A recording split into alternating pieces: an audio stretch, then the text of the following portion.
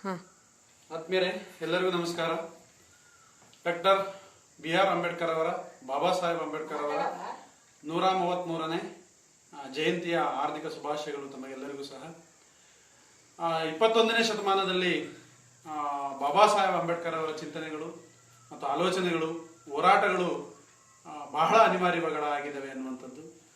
ಬಾಬಾ ಸಾಹೇಬರ ಹಿನ್ನೆಲೆಯನ್ನು ನೋಡ್ಕೊಂಡು ಹೋದ ಸಂದರ್ಭದಲ್ಲಿ 1891ರಿಂದ 1956ರವರೆಗಿನ ದಲಿತ ಪರ ಚಿಂತನೆಗಳು, ಸಾಮಾಜಿಕ ಪರ ಚಿಂತನೆಗಳು ಮತ್ತು ಹೋರಾಟಗಳು ಸಮಾನತೆಗಾಗಿ ಮತ್ತು ಸ್ವಾತಂತ್ರ್ಯಕ್ಕಾಗಿ ಎಲ್ಲ ಜನಗಳಿಗೂ ಸಹ ಸಮಾನತೆಯನ್ನು ಕೊಡಿಸಬೇಕು ಅನ್ನುವಂಥ ಹೋರಾಟಗಳನ್ನು, ಜೊತೆಗೆ ವಿಶ್ವದ ಅನೇಕ ಸಂವಿಧಾನಗಳನ್ನು ಅಧ್ಯಯನ ಮಾಡಿ ಭಾರತದ ಒಂದು ಬೃಹತ್ ಸಂವಿಧಾನವನ್ನು ನಮಗಾಗಿ ಒದಗಿಸಿಕೊಟ್ಟಿರ್ತಕ್ಕಂಥದ್ದು ಬಹಳ ಒಂದು ಅಮೂಲ್ಯವಾದಂತಹ ಅದ್ಭುತ ಕಾರ್ಯಗಳು ಅನ್ನುವಂಥದ್ದು.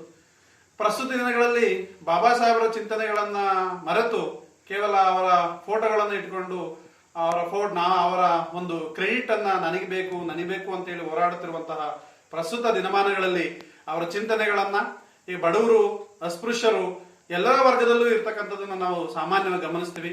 ಅವೆಲ್ಲರಿಗೂ ಸಹ ಸಮಾಜದಲ್ಲಿ ಒಳ್ಳೆಯ ಸ್ಥಾನಮಾನಗಳನ್ನ, ವಿಶೇಷವಾಗಿ ಮಹಿಳೆಯರ ಹಿಂದೂ ಕೋಡ್ ಬಿಲ್ ಅನ್ನುವಂಥದ್ದನ್ನ ಬಾಬಾ ಸಾಹೇಬರು ತರಲಿಲ್ಲ ಅಂದ್ರೆ ಇವತ್ತ ಮಹಿಳೆಯರ ಪ್ರಾತಿನಿಧ್ಯಗಳನ್ನ ನಾವು ಅವರ ಸ್ಥಿತಿಗಳನ್ನ ದಯನೀಯವಾಗಿರ್ತಕ್ಕಂಥದ್ದು ನಾವು ಕಾಣಬಹುದು. ಅಂತಹ ಸ್ಥಾನಗಳಲ್ಲಿ ಕಾರ್ಮಿಕರಿಗಾಗಿ ಮತ್ತು ಮಹಿಳೆಯರಿಗಾಗಿ ಮತ್ತು ಭಾರತದ ಆರ್ಥಿಕ ವ್ಯವಸ್ಥೆಗಾಗಿ, ನ್ಯಾಯಾಂಗ ವ್ಯವಸ್ಥೆಗಾಗಿ ಮತ್ತು ಕಾನೂನು ವ್ಯವಸ್ಥೆಗಳಿಗಾಗಿ ಬಾಬಾ ಸಾಹೇಬ್ ಅಂಬೇಡ್ಕರ್ ಅವರ ಕೊಡುಗೆಗಳು ಅಪಾರವಾಗಿರ್ತಕ್ಕಂಥದ್ದು.